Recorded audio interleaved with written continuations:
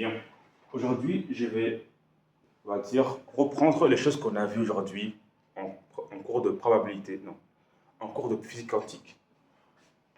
Aujourd'hui, ce qu'on a vu, c'est, on a d'abord fait un rappel sur, sur la mécanique classique, en mode pour les mouvements des planètes. On a vu que à l'époque, avant, il y avait un monsieur qui s'appelait Kepler et qui a démontré, enfin, qui n'a pas démontré, mais qui a observé des comportements des planètes et des astres et a conclu trois lois que ces derniers obéissent. En tout cas, les planètes qui tournent autour du Soleil. Ici, on a le Soleil. Ici, on a les orbitales de toutes les planètes. Bref, en tout cas, les planètes sont, voilà, ils sont autour du Soleil. Et du coup, Kepler, après avoir observé tout ça, a conclu qu'ils obéissaient à trois lois. La première, c'est quoi? C'est que la première loi, c'est quoi encore? C'était que j'ai un peu oublié. Ah, j'ai oublié. Je prends ma feuille, ce sera plus simple.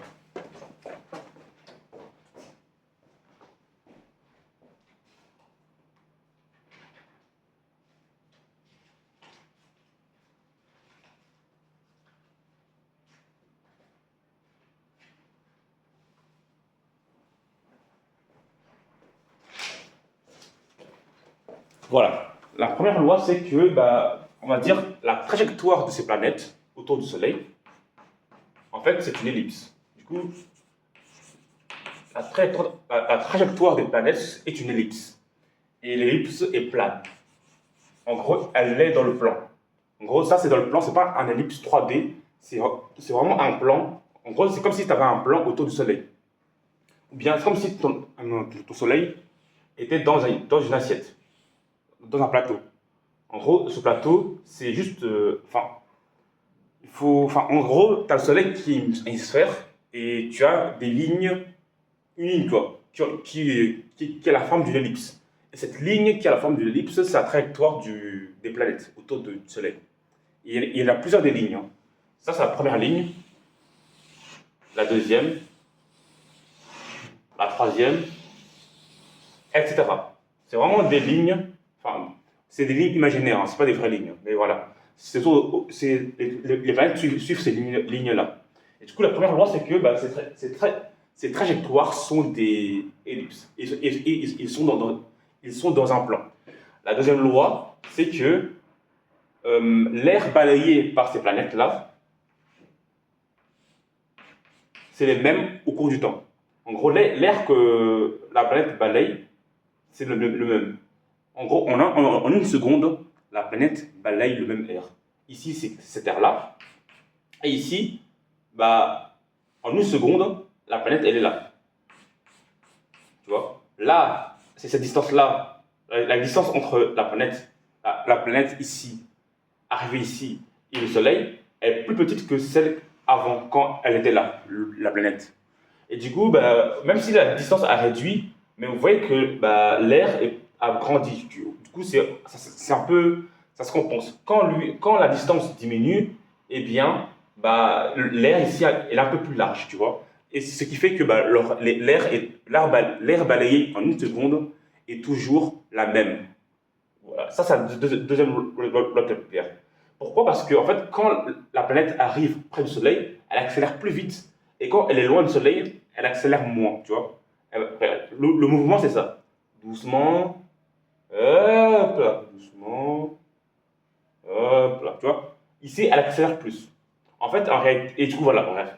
Du coup, R, en fonction R sur temps,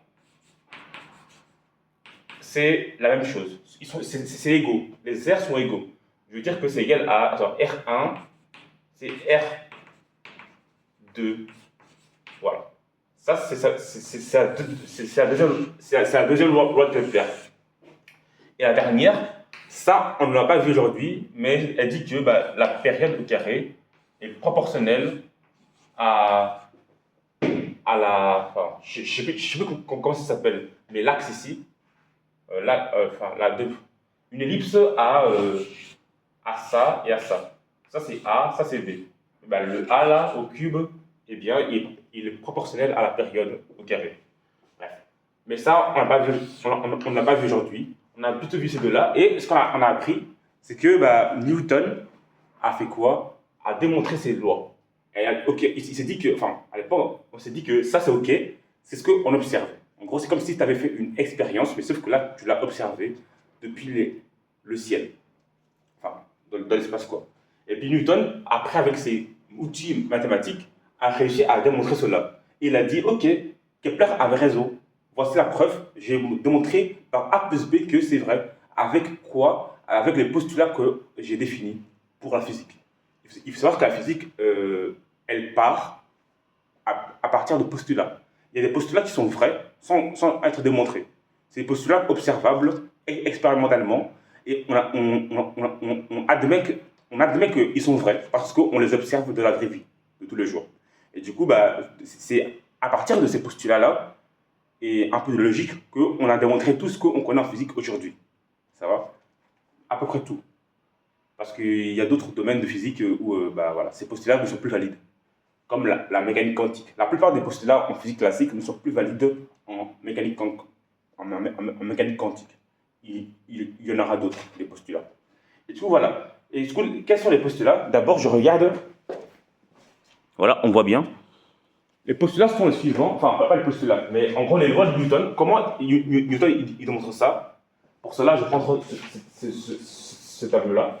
En gros, on connaît que la position d'un objet, c'est la distance par rapport au Soleil. Enfin, la position d'une planète ici, par rapport au Soleil, c'est la distance R qui est ici. Okay? Suivant la direction 1R. Alors, à l'époque de Newton, on travaille avec des repères. Et 1R, c'est un repère, c'est en gros, ici, tu as 1R, repère qui est dirigé vers le Soleil, et tu as ici la vitesse de la planète. Ça, c'est la vitesse, et ça, c'est la position. En gros, c'est la position, c'est R. La position, enfin, le vecteur pointant, le vecteur de la position est centripète, elle est tournée vers le centre, et le vecteur vitesse de la planète, elle est comme ça. C'est comme un mouvement circulaire. La vitesse est tangentielle à la trajectoire, et sa position, ou bien son accélération, enfin, son accélération est vers le centre. Et là, c'est la position. Elle est vers le centre, la position. En gros, ici, on travaille en coordonnées polaires. Au lieu de travailler avec X, Y, eh bien, on va travailler avec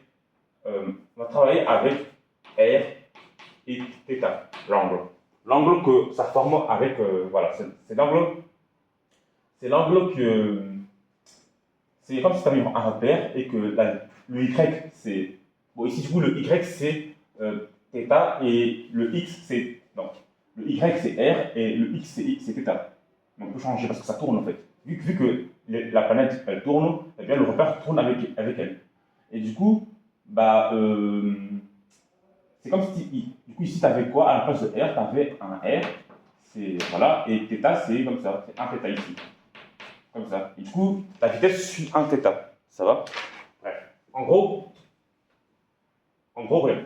Du coup ici la position c'est ça. La vitesse, c'est sa dérivée de la position par rapport au temps. Et vu que le vecteur position dépend du temps, eh bien c'est une fonction.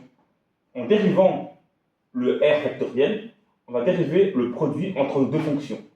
Le tien, bah d'abord la dérivée de ça. Du coup c'est quoi? C'est la dérivée de R par rapport au temps, fois un R bien sûr, puis plus R tout seul fois la dérivée de ça. Et en physique, on appelle ça oméga.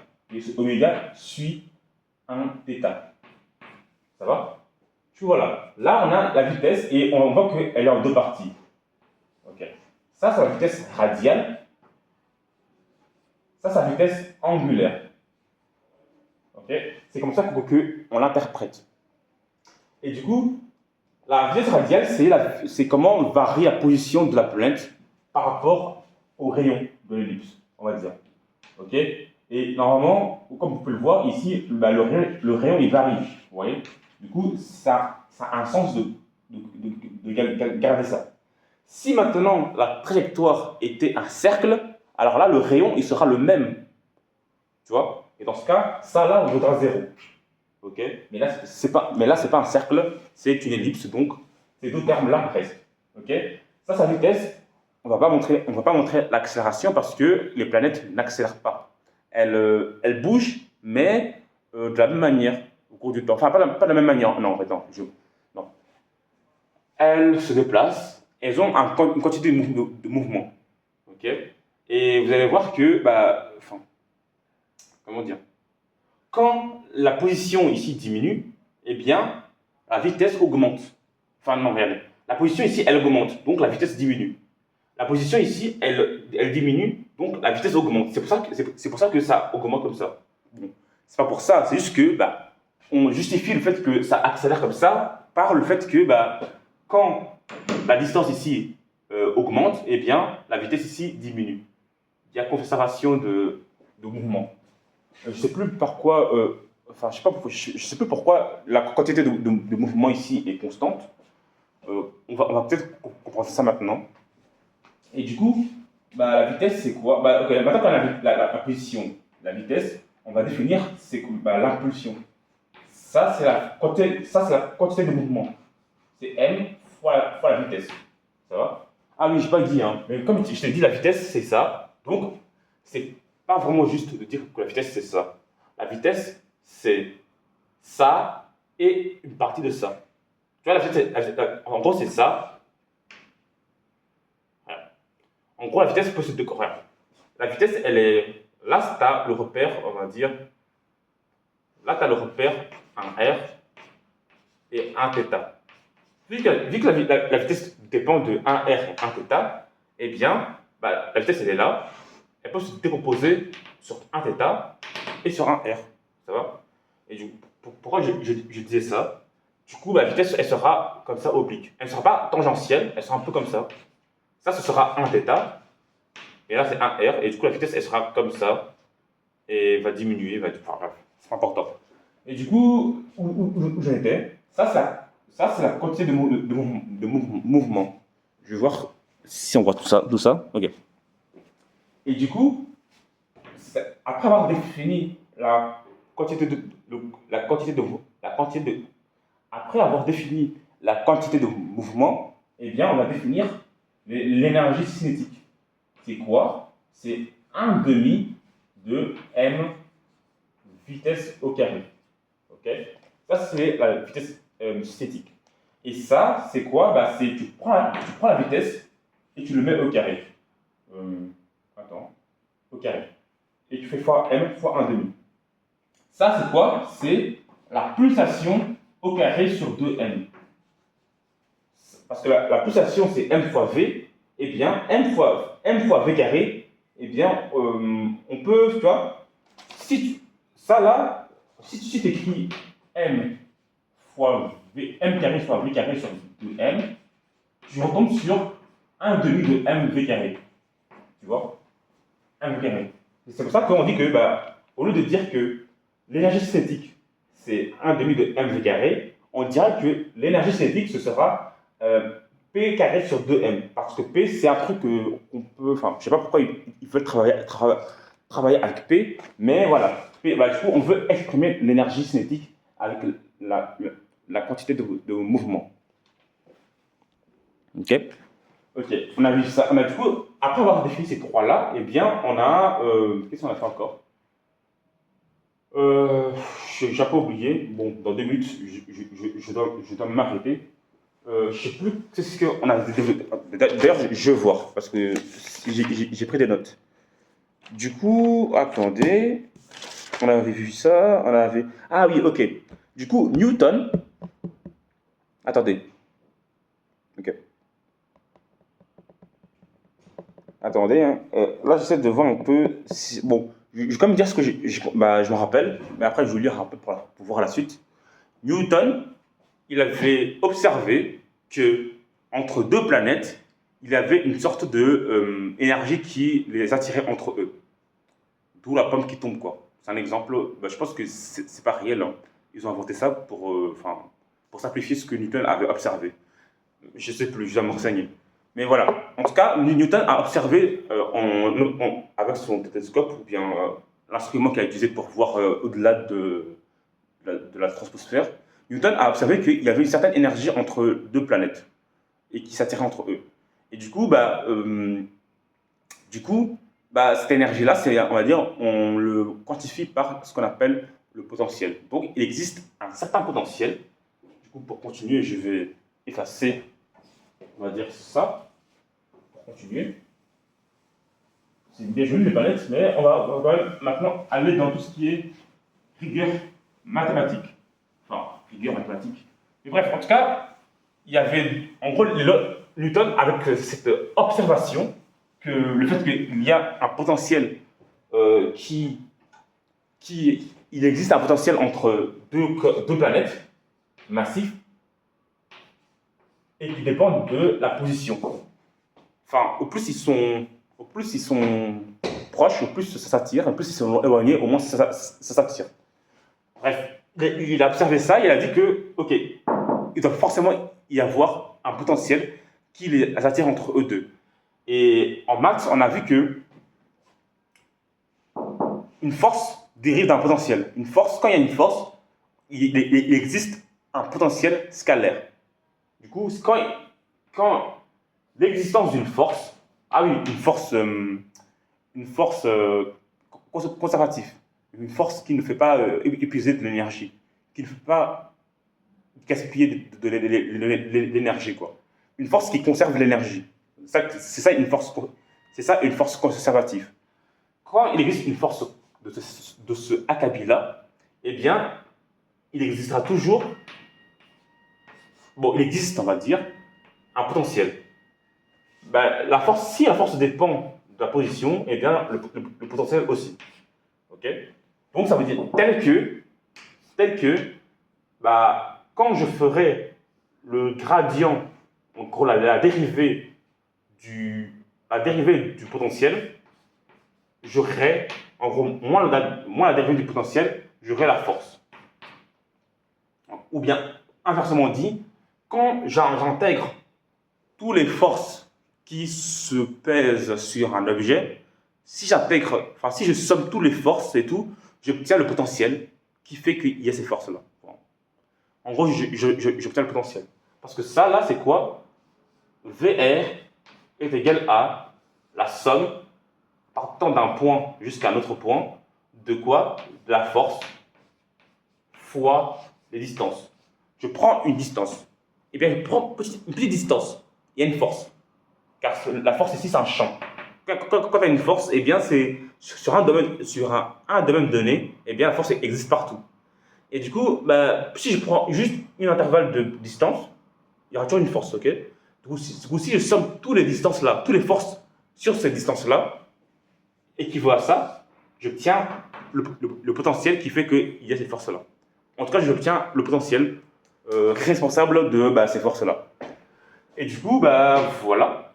Et pourquoi j'ai dit ça? Avec ça, là, eh bien, il a réussi déjà à trouver quelque chose. Je ne sais pas pourquoi je parle de ça et le lien avec ce que j'ai dit avec Kepler. Enfin bref, waouh. D'après Newton, ok. Bon, ça, c'était pas utile, ça. Enfin, pour l'instant. Enfin, non, c'est pas utile. Je peux te parler de ce qui est utile, en réalité. Ça, c'est... Attendez. Où est-ce qu'on parle de ça? Énergie cinétique, ok. P est égal à ça, ok. Ah, ok. Ok. Il existe, on va dire... il existe un grandeur qu'on a inventé qui s'appelle le moment cinétique orbital. Le moment cinétique orbital. Le moment, c'est lié à la rotation. Quand on te parle de moment, pense à la rotation. Le moment de force, c'est la rotation qui a été créée par une force. Le moment cinétique, c'est le mouvement lié à la rotation. Ça va? Et du coup, moment, ça veut dire c'est lié à la rotation. Et du coup, le moment cinétique orbital, c'est la quantité de mouvement liée à la rotation sur un orbital. C'est ça le moment cinétique orbital. Et du coup, le grandeur là qui quantifie cette quantité de mouvement, cette quantité de mouvement, cette quantité de mouvement, cette quantité de mouvement qui en joue bien sûr, la grandeur c'est ça. Et c'est égal à quoi? Bien sûr, à la quantité de mouvement multipliée par, qu'est-ce qu'on appelle quoi? Par quoi du coup? Par, attendez, par, ah non, ok, c'est l'inverse. Toutes mes excuses. Il est où l'éponge? Non, c'est pas ça.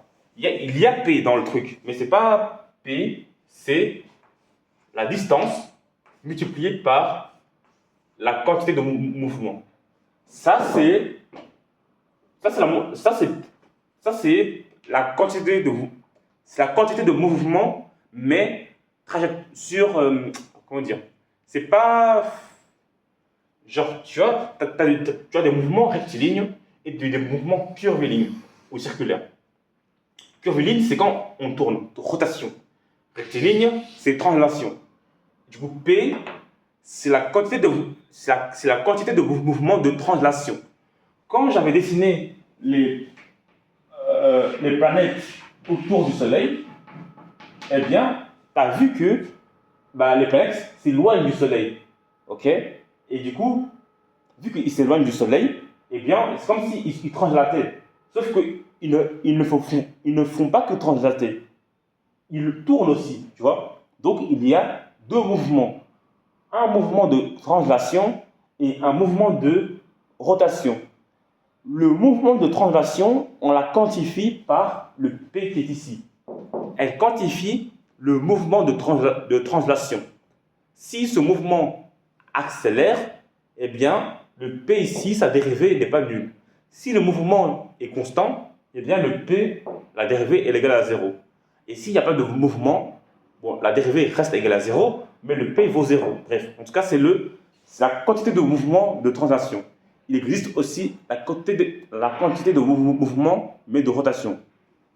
Et cette quantité de mouvement de rotation, en physique, on l'appelle grand M. C'est le moment cinétique. Ici, ça ressemble à ça, hein, mais ce n'est pas totalement ça. C'est vrai, hein, ça c'est la quantité de mouvement liée à la rotation. Mais lui, c'est la même chose que lui, sauf que c'est autour d'un orbite. Sur une orbite. Une orbite, c'est quoi? C'est ça. C'est une ellipse. Enfin, c'est la trajectoire que fait la planète autour du Soleil. Et cette trajectoire a la forme d'une ellipse et on l'appelle orbitale. En gros, l'ellipse, c'est la figure géométrique qu'elle représente en maths. Et orbitale, c'est le nom scientifique qu'on lui donne.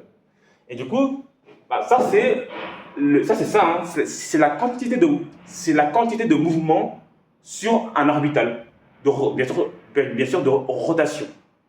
Du coup, cette quantité de mouvement de rotation, c'est quoi? C'est la quantité de mouvement de translation multipliée par la quantité de mouvement pardon. C'est la quantité de mouvement de translation multipliée par la distance par rapport au Soleil, et tu obtiens ça. En gros, ça c'est la rotation. En gros, c'est un moment de force. Distance fois, on va dire, pas une force, mais une quantité de mouvement. C'est pour ça que ce n'est pas un moment de force, c'est un moment cinétique. Moment de force, c'est tout simplement la force qui fait une rotation.